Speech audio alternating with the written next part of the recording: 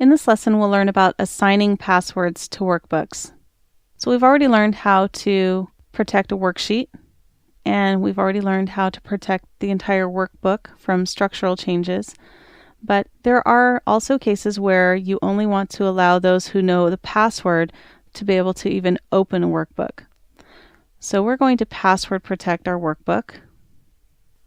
So we're going to click the File button. We're going to click the Protect Workbook button and choose the second option, Encrypt with Password. And we're going to use the password PW. Click OK.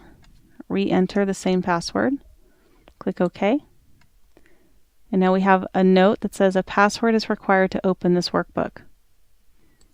I'm going to click the back button. I'm going to close my workbook and save it. And now when I reopen my file,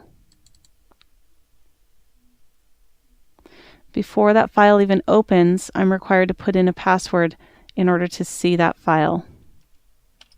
I'm going to put my password in, click OK. And now my workbook opens up. If you need to remove that password protection, click on the File tab, go back to Protect Workbook, select Encrypt with Password, and simply remove the password.